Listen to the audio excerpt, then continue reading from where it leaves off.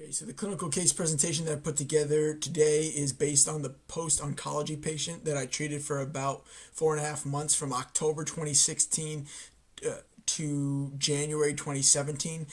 Throughout this presentation, I'm going to propose and apply the Rehab Pyramid, and I'll explain more as we go along. The objectives are given to you on the handout, and they're also listed here. The audience will be able to describe the clinical case in detail, the rehab pyramid, the psychological barriers of the post-oncology patient, as well as backwards chaining for the at-risk patient for falls, and then the importance of the principle, the progressive overload. Okay, so the patient is a 72-year-old male of Chinese descent, retired from Silicon Valley tech work. His avocations are hiking, photography, walking, as well as foreign travel with his wife. He comes in with a diagnosis of malignant neoplasm of connective tissue, also known as a leiomyosarcoma. The past medical history is significant for meniscal tear in the left knee, osteopenia, impingement of the right upper extremity that is come and go with symptoms at this time. The cardiovascular system is slightly compromised with a first-degree AV heart block and then hypertension. The mechanism of injury occurred on December 28, 2015 with a left buttock resectioning where a 40 centimeter square metastasis or tumor was taken out of the left buttock, as well as the entirety of the left glute medius. All right, and then from February 2016 from February to March 2016, he had 30 sessions of radiation therapy. Per the referral, he comes in with muscular deconditioning and gait deviations. And then the prior physical therapy, he says that he's gotten a couple home PT visits during January 2016, immediately following the resectioning. And then back in May 2016, after the radiation therapy, he said that he had PT for about 10 to 12 visits with mild to moderate improvement. All right, so on subjective interview, again, this takes place in October 2016. He states that he has difficulty walking, left hip pain, and right-sided back pain. Subjective report that really stood out to me was 10 months of walking with a therapy cane or with a tri cane had really caused a lot of stress on my back. He says that he's unable to hike and or jog at this time, and then also endorses poor balance. Prior physical therapy really included bed exercises and, quote, helping me walk. And then the patient-specific goals here is walking without the cane, lying on his side and lifting that left leg without the glute medius. This is obviously difficult for him and he's unable to perform it. And then hiking at previous capacity. The prior level of function includes unrestricted and instrumental IADLs, as well as 6-mile hikes in the Sierras with his wife. And this includes photography at the same time. Outcomes, 66 out of 80. Now, clinically, I thought he presented much lower than this, but that was his self-reported function. And then the patient-specific functional scale, I think, was more appropriate at 2 with an average of 0.66. All right, body chart, you can see here the impairments as previously noted, right? So you have the impingement syndrome there in blue, the meniscal injury in the left knee, the right-sided back pain, again, more so than the left, and then mild left hip pain. All right, and then you can see the intensity of this ranges from 0 to 4. It's dull, achy, intense in quality. The timing is intermittent, activity dependent. No strong neurological symptoms, no numbness, tingling, or changes in sensation. Aggravating factors include walking, especially uneven ground, getting in and out of his car, standing on left leg for any length of time, and prolonged activity over 20 minutes where he just endorses overall fatigue. So here are a couple videos that give you a better idea of how he's currently functioning. So you can notice the frontal plane movement there, as well as a drastic kind of shift in that left knee. All right, so good frontal plane movement there. And then if you see here that there's significant improvement there, he's much more stable even with the touchdown cane.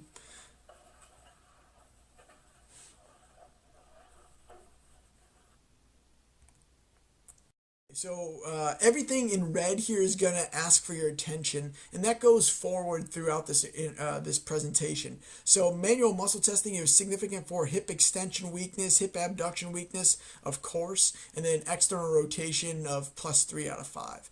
All right, range of motion was pretty textbook across the board for the knee and the hip on that involved side. The back, however, though within good range, he reported pain upon returning from flexion, and then right side bending was was painful, greater so than left side bending. And then the gait analysis, as you saw in the previous video, a compensated Trendelenburg gait. Functional performance measures, so I kept him pretty functional during the physical exam, especially because that was his goal, and I just wanted to get a sense of where he was coming in at. So you can see that I kind of put him through a battery of tests here. You can see the single leg stance standing out less than 1 second on a single leg, which is less than ideal.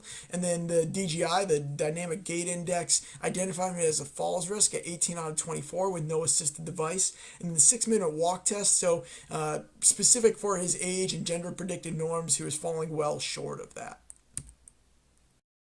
All right. Physical therapy diagnosis was a compensated Trendelenburg movement dysfunction. Here you can see what I call the impairment inventory, and this is taken out of the World Health Organization's ICF model. You can see in that first column the impairments listed from muscular strength all the way down to psychosocial. In the middle column you can see extent of the impairment, again listed from greatest to least impaired, from starting again at 25% at the muscular strength all the way down to 10%. And then in the third column you can see the specific body structure and function that was impaired. I do want to just talk about briefly that red yen next to cardiovascular endurance. Though this was compromised and he was suffering from what he called cancer-related fatigue, we're expecting this also to potentially drop over the next 5 to 10 years. And the reason being, he had a metastasis in the 8th rib on the left side and had radiation treatment specifically to that site. Now with that comes the increased risk and a prevalence of 10 to 30% of radiography induced cardiomyopathy, as well as cystic potential fibrosis of the involved lung or the underlying lung, and this can potentially lead to respiratory compromise and in the worst case scenario, respiratory failure down the line. But again, the prevalence here is 10 to 30% of those who have radiation therapy. All right, so enter the rehab pyramid, right? So you have the prior level of function at the top, and then gradually all the way through. And so this is a theoretical model that I use, not specific to this patient, but across my patients that I treat. I think it's important that we have theoretical models, and that's also endorsed by the American Physical Therapy Association. In 2012, they came out with a paper stating their preference or their stance on theory as being important for organizing thought, implementing research into clinical practice, as well as identifying gaps for additional research and or additional theories. And so just taking you through each one of these. So you start with the pain and symptom modulation, moving to mobility, then motor control, motor capacity, functional application, performance, which really includes automaticity, and then prior level of function. And then you can see across the continuum of his care, you get a gradual improvement in the patient's education about his condition, his overall conditioning status, as well as their independence. And so throughout this presentation, let this be your guide. This is going to be kind of what I build off of. I'm going to pinpoint a couple of interventions in each one of these different categories and show you how we can apply this rehab pyramid, this theoretical model, to this clinical.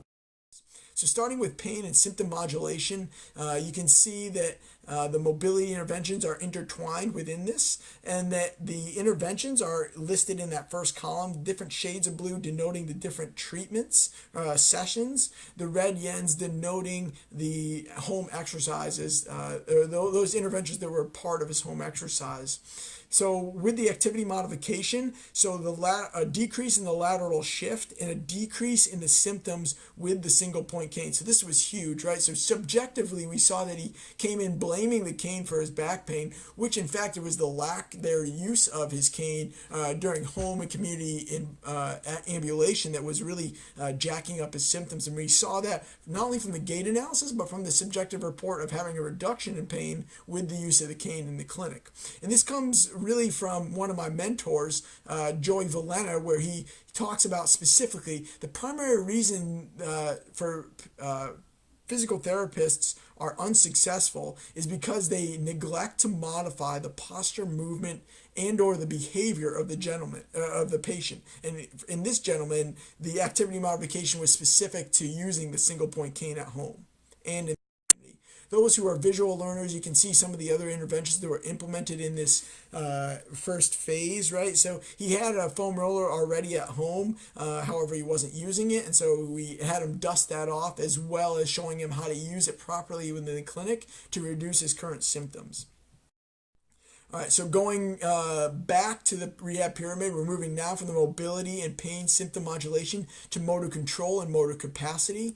For this phase, you can see that the interventions, again, in that first column. Now, looking down these interventions, you'll see that they're really not novel to you, I'm sure. They're pretty standard interventions. However, the patient that we are applying it to is in fact novel, with the fact that he doesn't have a glute medius. So it's going to change the effect of these interventions when they're applied to him.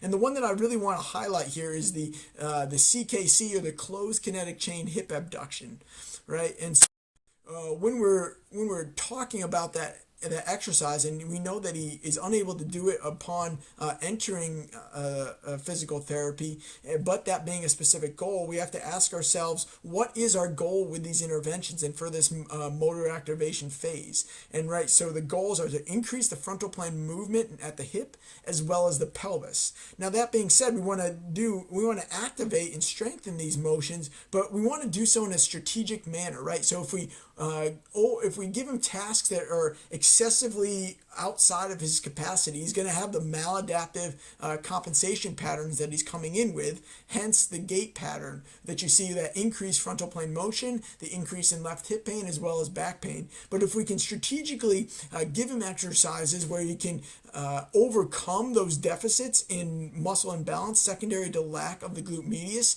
he's going to be more successful. And so really what we want to do is we want to find those exercises that have good muscle balance between what would be the glute medius, now putting demand on the glute minimus for the hip abduction, as well as balancing that with potentially other global muscles that can really take effect. And the one closest by and most readily available is going to be that glute max. So if we look at this exercise, no wonder he can't do this. If you look at the MVIC here, the glute max is recruited at 45%, whereas the glute medius is 81%. And now, so it's just too demanding of an exercise for that glute max to be able to compensate this. Even if we reduce gravity, we can see a maladaptive recruitment of the quadratus lumborum. He was simply side bending with his trunk to get that pelvis up and get the leg elevated. Even that comes with specific tactile cueing as well as verbal cueing. He verbalized what he was supposed to do. He just simply was unable. If we put him in the supine position and reduce gravity completely, he just simply, almost like a windshield wiper, that foot externally rotates, and he's just getting all TFL recruitment. Now, another one of my mentors would say that, what about prone, right? So if you turn this prone and do a hip abduction, you're recruiting more glute max. But at the time, I'll be honest, I didn't actually think of that, but a great suggestion there from Gretchen Left, a graduate of Washington University in St. Louis. And then the hip abduction exercise, right? So this is actually your standard clam, right? And it's like, by golly, that's great muscle activation and nice balance between the glute max as well as the glute medius. However, that being said, I asked myself, man, I bet if we get him on the table and we do clams until the cows come home, I bet that's actually not going to change his walking. If in fact you look back at his testimony of doing primarily table-based exercises with the previous physical therapist, we know that he only had mild to even moderate benefit with that, and he still wasn't able to do the tasks that he wanted to functionally. So enter the closed kinetic chain hip abduction, right? And you can see the benefits listed there, right? He's weight bearing, it's closed kinetic chain, the pelvic frontal plane stability is good, balance, muscle activity, which we'll see here with the muscle activity, the MVICs, and then the upper extremity assist as needed. So he was doing this along a counter, and you can see that this is kind of the Goldilocks exercise, right? It's really everything that we're looking for without that maladaptive recruitment. right? And so if you're looking at the Stamps limb, you can see the G-max and the glute medius, relatively good balance there. And then the TFL, well, if you actually have him squat a little bit with this motion, you can actually reflexively reduce the TFL activation. And then the mobility limb there, you can see, is actually a little bit less in the MBIC as far as the glute medius, but again, relatively good balance between the different muscles there with the inhibition of the TFL with the squat. So looking now at motor capacity, so we've activated these muscles. What we need to do now is actually strengthen them, hypertrophy, muscle endurance, right? And so we get at that with the step up. And so this shouldn't really be novel for PTs who are witnessing this. Others, it may be more new information, right? So if we're trying to look at the side step up versus the front step up, we know that the side step up is definitely going to have higher recruitment of the glute medius. But why not side step up is because it's over demand for him. He was unable to really accomplish this with a successful movement pattern. And so what we had him do was go to the front step up, and the green numbers there simply denote that you have the lower muscle activation, but lower is actually beneficial again in this scenario, because we're trying to recruit the glute maximus, the upper fibers there, as well as the overall core and pelvic stability. Now this study and these figures come out of Mercer in 2009, where they looked at about 30 individuals that was age and gender matched norms for our gentlemen, and it was on an 8.5-inch step, so really specific to the step that we also have here in the clinic. And there was the individuals in the study were stepping up with their right leg and stepping down with the left. Regardless, you can see both in the ascent and descent good muscle activation of both limbs. All right, and then also another question you could ask is, well, what about lunging? That's a pretty darn good exercise in closed kinetic chain. And so here's the justification of why we started with the split squat versus the walking lunge. And so in the blue box, you can see that that's the walking lunge muscle activation, and then in the red box that's going to be your split squat, right? And so you can see that the green bar as well as the outlined red bar, which both denote the hamstrings and the quadriceps, have relatively equal muscle activation here regardless of the exercise. But what is key is that look at that glute medius. So the glute medius activation is actually half if you have the gentleman just split squat versus actually going into a walking lunge form or exercise. And so we started with the split squat, eventually got to the step forward and the step back lunge. He was able to eventually do those, but this is the reason why we started with the squat. All right, checking in with our progressions here, right? Moving now to actually the education and the conditioning component, because this is a continuum all the way across. And let's talk about the pursuit of 10,000 steps. So subjectively, he comes in, he says, I become fatigued walking at 1.25 miles with my wife to Starbucks.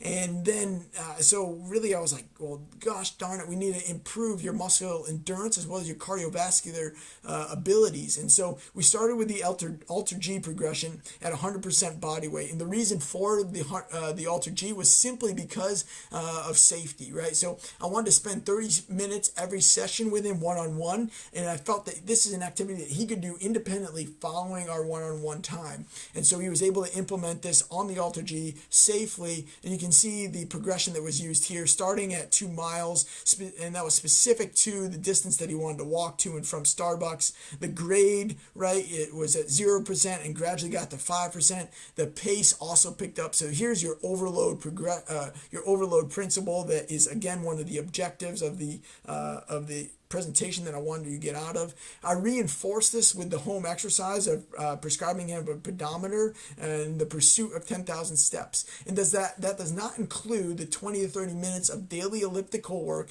that we had him initiate at the first visit.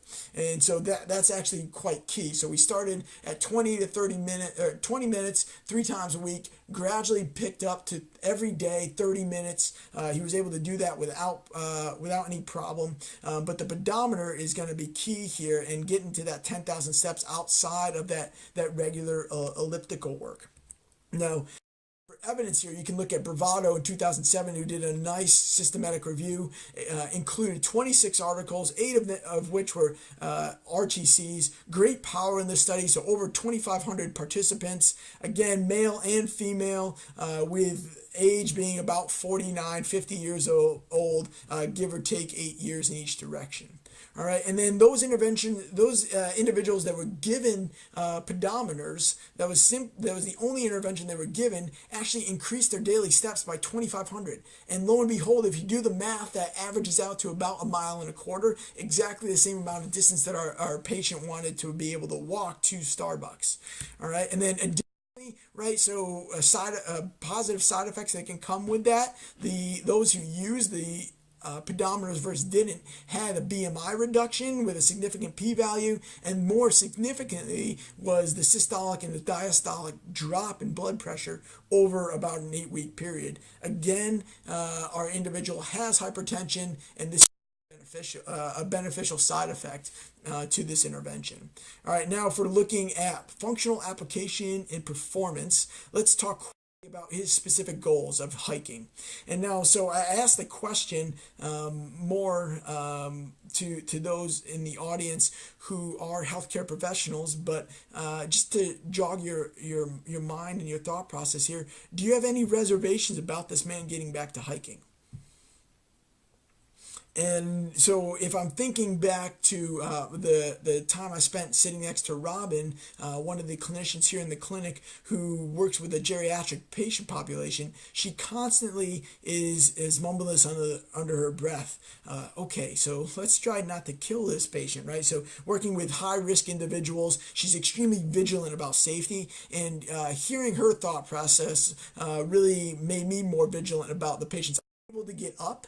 And then that being said, the more time they spend on the ground, the worse their health outcomes. As soon as they are on the ground for 30 to 60 minutes, you start to get muscle cell breakdown, and then this also carries the risk of comorbidities such as dehydration, hypothermia, pneumonia, etc. A whole host of other sinister pathologies that can really knock individuals' health and or overall mortality rate increase. All right, and then additionally to falls risk, we already know he's a falls risk based off the dynamic gait index we did at eval. Let's talk about bone loss and chemotherapy real quick, right? So I said that he had radiation therapy from February to March 2016, and this came in the form of Fimogen as well as Lupron at 22.5 milligrams. And then, so let me just kind of draw out the timeline for you. So he had 3 months of radiation therapy, right? 30 sessions. And then he had, immediately following that, he had a DEXA scan that showed a T-score in that left hip at 1.2, and in that lumbar spine 1.26, which is positive for osteopenia. And then if you go through the algorithm and calculate this, you can see that within the next 10 years, regardless of his activity level, he's going to have a 3% chance of having an osteoporotic fracture. Now again, that DEXA scan was taken immediately following the radiation therapy, and that's key because this type of radiation therapy that he got is an androgen depriving therapy, which is common for prostate cancer, right? But now you can see this, look at this graph, you can see that the lumbar spine bone mineral density at 1 year, that we can expect this gentleman on average to lose by this time, right? So he's ended in March 2016, it's now March 2017, that he has lost about 5% of bone mineral density since this DEXA scan, which has more than likely increased his chance of not only the 10% or the 10-year chance of an osteoporotic fracture, but also reduced his T-score potentially over the hump of being not osteopenia, but osteopenic. And then if we talk about, okay, he's at risk for falls. He's also got low bone mineral density potentially. Now let's talk about our approaches to balance and falls prevention, right? So there's one approach that's shown here. Hey, if we improve your balance, you'll be less likely to fall. So this is one approach. The approach that I take is, all right, look, life and slips happen. Let's make sure you're ready for them when they do, right? And That's not to neglect the balance training, because obviously has shown good benefit, and you can see that within the functional application here that we have gait training and balance training with unstable surfaces and uneven terrain. But let's talk about the falls recovery and the backwards chaining.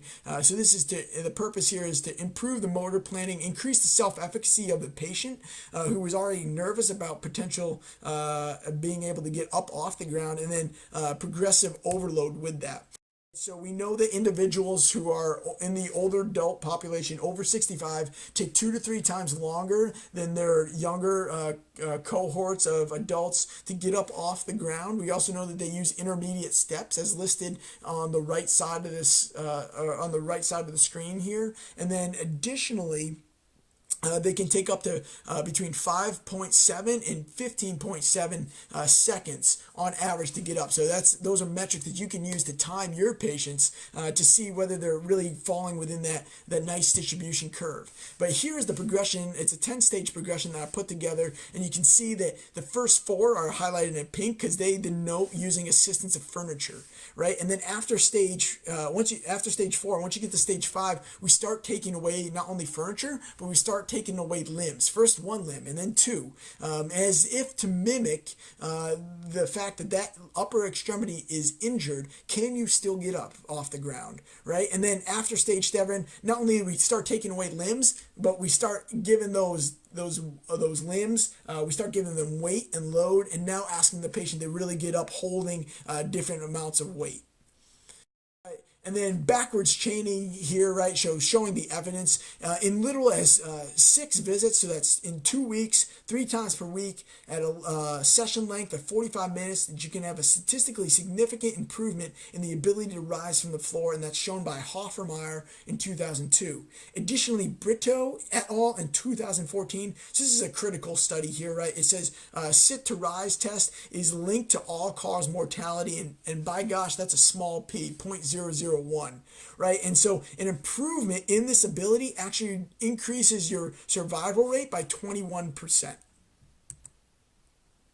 All right, and let's talk about performance real quick, right? So just checking in, anything highlighted in green denotes an improvement from baseline. So he's able to improve that 30-second sit to stand. The timed up and go was able to also improve. His single leg stance improved somewhat, but he really was unable to successfully stand on that single limb, requiring him to still use the cane. However, for the DGI, it wasn't retested, but he had significant improvement in his overall balance and his functional gait, even without the assisted device clinically. And then that 6-minute walk test, you can see that by gosh, he's already even exceeding the age and gender predicted norms without a glute medius. Now, subjectively, also checking in with his performance here, he says, Mike, I was able to walk every aisle in Safeway without any need to rest due to fatigue. And I said, that's great. How many steps was it? He goes 3,000, and that actually equates to about 1.5 miles.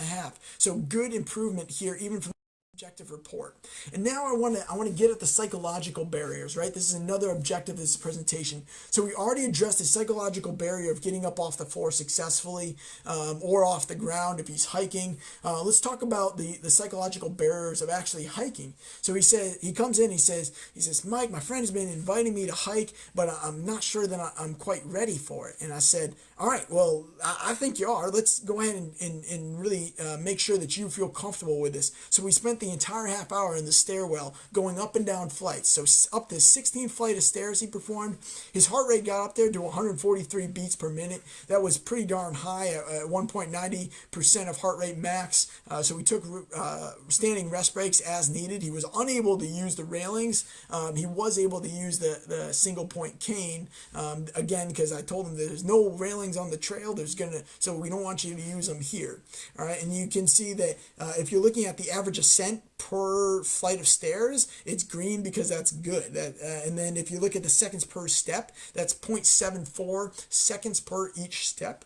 And if you correlate that to normative values for older adults who have a mobility deficit of some type, he's exceeding that, right? So 0.95. And then if you look at older adults without mobility deficits, where he's pretty darn close to that 0.65 seconds per step. And again, if you look at the distribution, even of that normative value of plus or minus 0.4 seconds, he's well within that normal curvature. And then one of my other mentors, John Mack here, he talks about really return to sport, but I think this applies across the board. You want to get the patients as close to doing the activity without actually doing the activity. And so this is a perfect application where we're increasing the grade, having him really climb and exert himself, not only on up ascent, but also a descent. Then I would be remiss not to point your attention to this great meta-analysis that came out just this month in March 2017.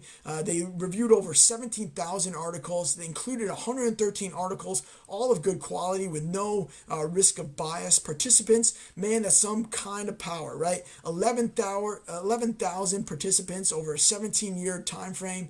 And what did they find? They found that for cancer-related fatigue, the exercise, psychological interventions, and a combination of the two, all three showed statistically significant improvement in reducing that cancer-related fatigue.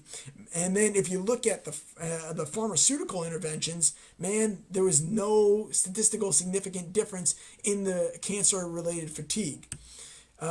Here are just some forest plots, so you can see the red boxes just denoting this even further. And again, you can see exercise plus psychological interventions alone, as well as exercise alone, all improved the overall fatigue rate with the effect size. And then I do want to point out the bottom here. You can see after primary. That after primary means after the primary chemotherapy and radiation therapy. That after that. Really, the exercise and the psychological implementation of interventions is key at reducing their fatigue. And though it goes beyond the scope of this presentation to go into cognitive behavior therapy, I would turn your attention to the Therapist's Guide to a Brief Cognitive Behavior Therapy. This is put out by Jeffrey Culley and Andrea Tetton, and that was in 2008. It's free. It's a PDF online. Search for it. It's got some great information in there. All right, and then finally, functional outcome measures. How did the patient actually perform? So again, I do stress that these outcome measures were taken 3 weeks prior to the individual actually being discharged, so I don't think they fully captured his overall performance. That being said, I think that they still show some good improvement at visit 10 here, right? So you have a total of a 9.0 on the PSFS, and then the average was 3.0 at discharge. That does meet the MCID values necessary for meaningful or minimal clinical improvement. And then as far as the LEFS, he did improve. Again, it wasn't by 7 points for the LEFS, but again, this wasn't taken at his final discharge. Subjectively, I think this is key. So I told him after the session after we were in the stairs, I said, your homework is to see me again in 2 weeks, but to go on at least 1 or 2 hikes with your friend and tell me how it goes. And so he emailed me on January 25th, 2017. He says, hey Mike, I was successful at hiking trails, easier ones, but twice with my cane. Each of them covered over 5 miles round trip. No problem at all, even on the inclines. He goes, in light of this, perhaps I'm going to postpone my appointment. My upcoming appointment. I wrote to him and said, good on you, keep hiking, only come back if you need it. And it's been over 2 months now, and we've corresponded a little bit more via text. He's doing great. So a nice conclusion to the clinical case study. What is more important for you is the external application for you as the audience, right? The importance of the theoretical model. It doesn't have to be the Rehab Pyramid, but I would challenge you to identify a theoretical model that you use not only for specific patients, but across your plan of cares, so that this can, again, organize your thought process, better implement interventions and research into your clinical practice, and then identify the need for adaptation for additional theories and or additional research, and then prioritizing your impairments to really guide your plan of care. Here with the exercise and psychological interventions, this is critical, especially for the post-oncology patient and the cancer survivors. Really not only addressing their physical abilities, but challenging their psychological barriers and trying to push them beyond their comfort zone a little bit. And then the falls recovery, so utilizing the backwards chaining. Hey, yeah, you can improve someone's single leg stance and their overall balance on compliant surfaces, but if they can't get up off the ground, you're missing the boat on this. And then the importance of the progressive overload theory. Again, this is utilized throughout this presentation and throughout his interventions to really not only force his body to adapt, but to continue to make functional gains. Any comments, questions, or concerns, please feel free to put them in the comments section below. If you want to view my resources, I'm going to scroll through them here. I highly recommend taking a closer look at these should they grab your interest.